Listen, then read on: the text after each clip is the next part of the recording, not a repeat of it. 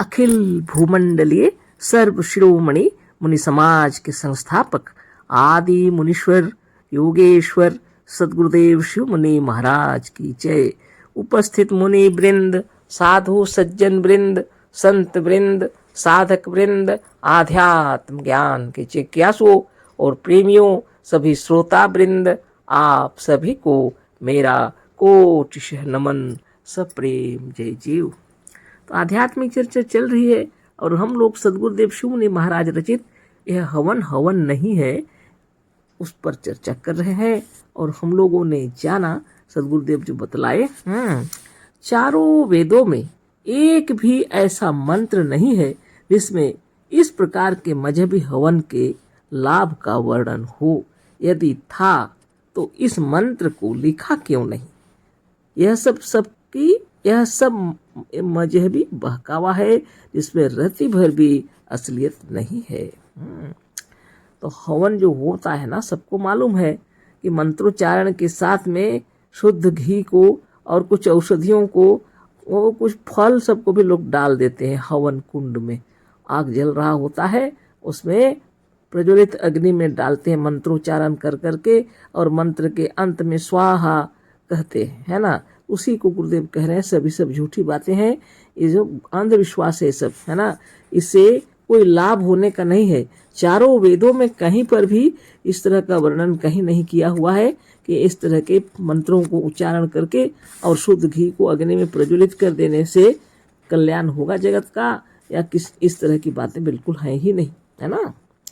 तो गुरुदेव के कहने का मतलब है, आगे हम लोग पढ़ते हैं कि यह सब बेकार की बातें हैं।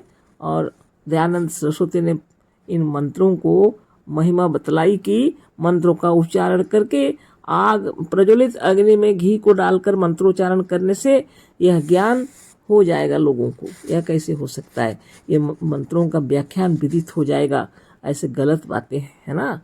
तो कल हम लोगों ने जो चर्चा की थी कितनी बड़ी बात है। तो यही सब करते हैं लोग, इतना बड़ा ज्ञान देने के बाद फिर अंत में भटका दिए लोगों को, है ना। देखिए उसी को फिर से हम पढ़ देते हैं। सत्यार्थ प्रकाश का यह लेख निम्नलिखित प्रकार से है। प्रश्न दिए हैं, तो मंत्र पढ़ के होम करने का क्या प्रयोजन? स्वामी दयानंद का उत्तर है कि मंत्रों में वह व्याख्यान है कि जिससे होम करने का लाभ विदित हो जाए। यह सफेद झूठ है। यह गुरुदेव लिखे हैं, सुंदर हम लोग को समझा रहे हैं। और ये आपने सुना कि ये सब लिखा हुआ है सत्यार्थ प्रकाश के अंदर।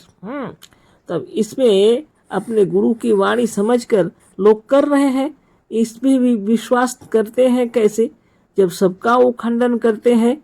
बहुत उच्च कोटि के ज्ञानी है आज समाजी लोग, लेकिन ये क्या कर रहे हैं ये सब? यही तो विचार करने की बात है। खुद ही विचार कीजिए। कुछ भी बात हो तो पहले हृदय में विचार कर लेना चाहिए, यह कार्य कितना सही है। अगर ऐसे मंत्र थे तो इन मंत्रों को यहाँ लिखा क्यों नहीं है उस जगह पर, है ना। इस तरह की बातें। हवन करने की बात चारों वेदों में एक भी ऐसा मंत्र नहीं है, गुरुदेव लिख रहे हैं। और आगे अब हम लोग पढ़ते हैं। यूरोप में, अमेरिका में और रूस में जहाँ के मनुष्य भारत की अपेक्षा कई गुना अधिक स्वस्थ हैं। भारत की अपेक्षा इस देश की वायु भी अधिक शुद्ध है।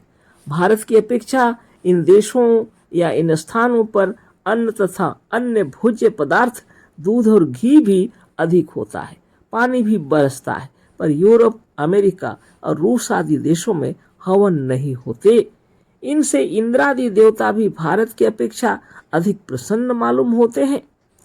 भारतीयों की अपेक्षा इनकी आयु भी अधिक होती है, पर यहाँ कोई हवन नहीं करता।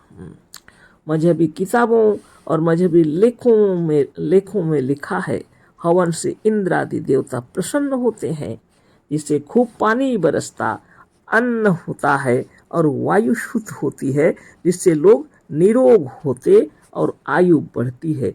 पर इससे विपरीत इसी देश में जहाँ हवन होता है, लोग रोगी हैं, निर्धन हैं और अल्पायु हैं। प्रत्यक्ष में जो देखा जा रहा है उसी को गुरुदेव बतला रहे हैं।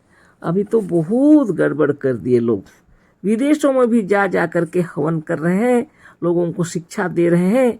और अगर इस तरह से प्रचार हो गया तो पूरे विश्व के लोग घी को अग्नि में डालकर स्वाहा स्वाहा करते रहेंगे, मंत्र जप जप करके, है ना, और वायु को शुद्ध करने बैठेंगे।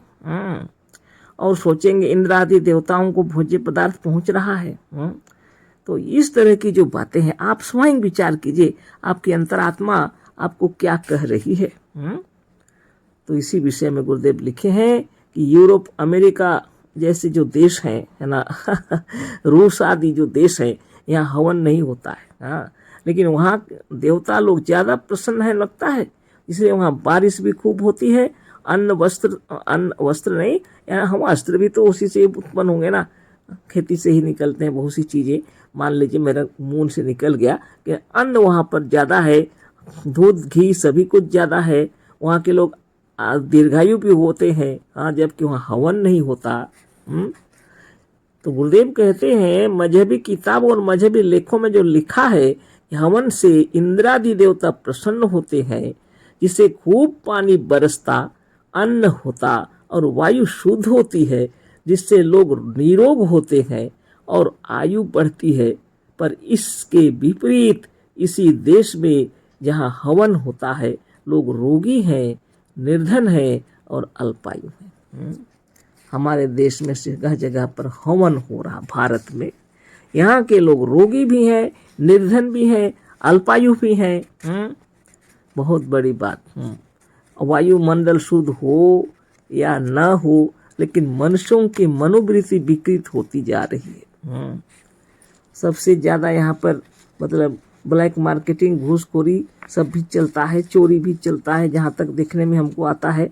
हम अपनी तरफ से बोल रहे हैं, इसमें लिखा हुआ नहीं है, गुरुदेव लिखे नहीं है, लेकिन जो देखने में आ रहा है, हमारे देशवासी लोग, है ना, पग पग पर झूठ भी बोलते हैं। ये हवन करने से अगर इतना मंत्र का ज्ञान हो जाता सबके हृदय में, तो फिर झूठ क्यों बोलते लोग। सबको सच्चा ज्ञान हो जाना चाहिए। भारत के अंदर में तो जगह जगह एकदम ज्ञान बरसना चाहिए, वो स्वतः सभी को जन्म से लेकर मृत्यु तक आत्मज्ञान भर जाना चाहिए, क्योंकि सब समय यहाँ यज्ञ होते हैं। जहाँ भी देखिए यज्ञ हो रहा। अब क्या करें, ना इंद्र आदि देव प्रसन्न हो रहे हैं, क्या हो रहा है, यहाँ सब गड़बड़ है। यहाँ के लोग ज़्यादा ही रोगी दिखाई पड़ते हैं। बहुत खराब बात है, बोल रहे हैं, हम बोल रहे हैं। अब गुरुदेव क्या बोल रहे हैं, आगे पढ़िए। वायु शुद्ध होगी, मकान, सड़क, गली और दूसरे रहने के स्थानों को स्वच्छ रखने से, है ना। यदि शुद्ध करना है वायु को, तो हवन करने की आवश्यकता नहीं है। गुरुदेव कह रहे हैं शुद्ध होगी कैसे, मकान को स्वच्छ रखो, सड़कों को स्वच्छ रखो, गली गली जहाँ पर भी हो स्थान जो है स्वच्छ रखना जाए, तब वायु शुद्ध होगी। चंदन की लकड़ी, धूप, गुगल और घी जलाने से सड़े हुए कतवारों, कचड़ों और मलमूत्र के अणु परमाणु जो उड़कर वायु को खराब कर रहे हैं, वो इनकी सुगंधि में दब जाएंगे। घ्राण इंद्रिय को उसका भान नहीं होगा, पर वायु में उन हानिकारक पदार्थों के अणु परमाणु रहेंगे, उनका अभाव नहीं होगा। हम लोग जो श्वास ले रहे हैं, है ना, और ऐसी दुर्गंध जगह हो, और जगह पर अगर चंदन लकड़ी, धूप का चंदन की लकड़ी और धूप, गुगल, ये सब घी सब जलाने से जो कूड़े कचरे कचरार और ये जो मलमूत्र के अणु जो उड़ रहे हैं और वायुमंडल दूषित है, उस जगह ये सब अगर जला दिए जाए, तो हमारी घ्राण इंद्रिय को पता नहीं चलेगा, है ना। वो खुशबू आएगी, लेकिन फिर भी यहाँ पर हानिकारक जो तत्व हैं, पदार्थ हैं, अणु परमाणु रहेंगे, अणु परमाणु में रहेंगे। इसी के कारण से हम लोग बीमार हो जाएंगे, है ना। क्योंकि हमारी श्वास लेंगे हम लोग, आराम है, शुद्ध है वायुमंडल, सोचेंगे। ये तो आप ही शुद्ध विचार कर लीजिए, खुद आपकी अंतरात्मा बतलाएगी। तो इस तरह की बातें भी हो सकती हैं। अगर वायुमंडल को शुद्ध करना है तो साफ सफाई का पूरा ध्यान देना होगा, है ना। हमारे भारत के लोगों को शिक्षा देनी होगी, है ना। इस सब विषय में तो कोई भी ध्यान नहीं देते हैं। अपने घर को बढ़िया से साफ कर सकते हैं और सारे कचरे बाहर, है ना। आजकल शुरू हुआ है, कचरा लेने वाला लेके जा रहा, बहुत कुछ साफ सफाई चल रही है। फिर भी इससे भी अधिक सफाई होनी चाहिए, है ना। तब जाके हमारा देश भी शुद्ध होगा। स्वच्छ वायु यहाँ पर भी है। एवं तो बहुत सारे पेड़ हैं हमारे यहाँ, और भी पेड़ लगाए जा रहे हैं, कोशिश जारी है। अब लोगों को ये पता लगने लगा है, केवल वायुमंडल को शुद्ध करने के लिए ये सब हवन से काम नहीं चलेगा। मालूम पड़ रहा है अभी, है ना। खैर ये तो बहुत पुराने समय में लिखा हुआ था, मगर फिर भी जो भी हो पता चलता है, ज्ञान होता है, लेकिन तब भी लोगों में यह अंधविश्वास चला हुआ है। इसको परंपरा समझ करके लोग कर रहे हैं और सोचते हैं इससे देवी देवता खुश होंगे, प्रसन्न होंगे, इंद्रदेव प्रसन्न होंगे। ये सारी बातें मन के अंदर में है लोगों की, है ना। ये जो विचार है जिस दिन शुद्ध हो जाएगा तब आप समझ लीजिए दुनिया ही बदल जाएगी, है ना। तो गुरुदेव के कहने का मतलब है आप अच्छी तरह विचार कर लीजिए वायुमंडल कैसे शुद्ध होता है। वायु को शुद्ध करने के लिए रहने के स्थानों, गलियों और सड़कों से इन गंदे पदार्थों को हटाकर रहने के स्थानों, गलियों, सड़कों और पाखानों को स्वच्छ रखना होगा, है ना। जितने शौचालय हैं सब साफ सुथरे रहेंगे, गंदगी नहीं रहेगी, और जगह जगह सफाई का ध्यान दिया जाएगा। गलियों में, सड़कों में अगर गंदगी रहेगी तो वायुमंडल दूषित होगा ही। ये सबको ध्यान रखना चाहिए, गुरुदेव कह रहे हैं। गली गली हवन करने और घी जलाकर उसे नष्ट करने से नहीं। हमारी तो यह राय है, इस महंगाई के समय में, जबकि बुद्धि घी खाने को नहीं मिलता, शुद्ध लिखना हो, हाँ, शुद्ध घी खाने को नहीं मिलता, इस त्योर से आग में फेंक कर जलाने वालों के ऊपर मुकदमा चलना चाहिए। बहुत बड़ी बात है, गुरुदेव ठीक बोल रहे हैं, है ना। अभी जब महंगाई के युग में शुद्ध घी लोगों को खाने को नहीं मिलता है, ऐसे समय में ये मंत्र जप करके शुद्ध घी को आग में फेंक कर जलाने की बात जहाँ जहाँ चलती है, गुरुदेव कह रहे हैं ऐसे लोगों के ऊपर तो मुकदमा चलना चाहिए। इतनी बर्बादी तुम देश का क्यों कर रहे हो, जिसमें देश में इतने उपयोगी पदार्थ घृत को लोग नष्ट कर रहे हैं। इसको नष्ट ना करें, इसके लिए मुकदमा चलना चाहिए, गुरुदेव कह रहे हैं, है ना। सदगुरुदेव के शब्दों में फिर से हम पढ़ देते हैं, आग में फेंक कर जलाने वालों के ऊपर मुकदमा चलना चाहिए, जिसमें देश में इतने उपयोगी पदार्थ घृत को लोग नष्ट ना करें। हवन कोई मजहबी कृत्य नहीं, किंतु यह एक बहुत बड़ी मूर्खता का कृत्य है। यह कोई मजहबी कृत्य नहीं है। हवन करना यह कोई मजहबी कृत्य नहीं है, ये बहुत बड़ी मूर्खतापूर्ण कृत्य है। जहाँ कहीं घृत के हवन के बल और आयु को बढ़ाना कहा है, वहाँ घी को बाहर के अग्नि कुंड में फेंकने से मतलब नहीं, किंतु हवन के असली अर्थ को जानकर नित्य थोड़ा सा शुद्ध घी जितना पचा सको पेट रूपी कुंड में, जहाँ जठराग्नि प्रज्वलित होकर आपके भीतर भूख जगा रही, डाला करो, है ना।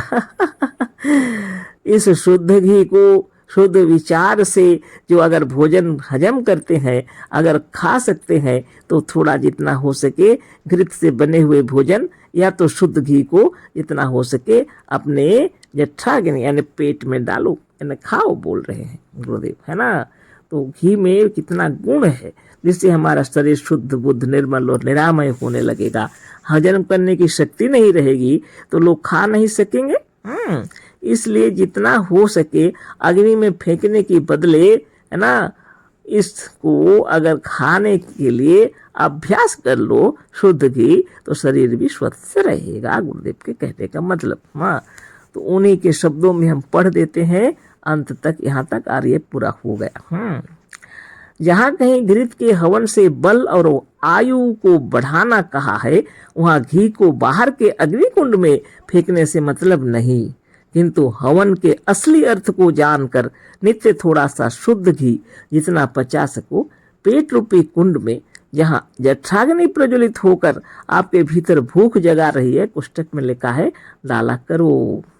बस आज का यह लेख, जिससे आज समाजी आदि मजहबी लोगों का और उनके मजहबी ग्रंथों का और विशेष करके सत्यार्थ प्रकाश का खंडन हुआ है और सत्य, निष्पक्ष और अत्यंत स्वतंत्र विचार का प्रकाश हुआ है, समाप्त हुआ। आप खुद ही विचार कर लीजिए, है ना। तो आजकल जो गड़बड़ियाँ हुई हैं, जो अंधविश्वास है, इसको नष्ट करके योगाभ्यास में लग जाना चाहिए, है ना। अपने शरीर के भीतर जब योग्य होने आरंभ हो जाता है, तब इस शरीर के भीतर की शक्ति प्रज्वलित होने लगती है ना। उसके विषय में वेदों में लिखा हुआ है, लेकिन लोग साधारण अग्नि में घी डाल रहे हैं, जबकि यह जठराग्नि या हमारी आत्माग्नि की प्रज्वलित होने की बात कही गई है। तो यह तो पूरा हो गया, समय ज़्यादा भी हो गया, लेकिन इतना जरूर समझ लीजिए, नित्य दिन अष्टांग योग की पालन करना सबसे बड़ी शक्ति है। उसी के लिए ना तस्य रोगो न जरा न मृत्यु प्राप्त योगाग्निमयम शरीरम कहा गया है। और शरीर के आकाश, अग्नि, जल, वायु और मिट्टी शुद्ध हो जाते हैं और शरीर निर्मल और निरामय हो जाता है। अष्टांग योग का पालन सब लोग को करना चाहिए। अपना शरीर भी शुद्ध रहेगा और बाहर की दुनिया का व्यवहार भी हम लोग का शुद्ध रहेगा। और इसलिए इतना ही अभी चर्चा करेंगे। सबको तो यह सब विषय में ज्ञान हो गया, तो आप ही विचार कीजिए, हवन करना चाहिए या नहीं चाहिए, है ना। बाहर की दुनिया को शुद्ध करने के लिए हवन करने की आवश्यकता नहीं, साफ सफाई की आवश्यकता है ना। अशेष धन्यवाद, कोटिशः नमन, सप्रेम जय जीव। सद्गुरुदेव शिव मुनि महाराज की जय।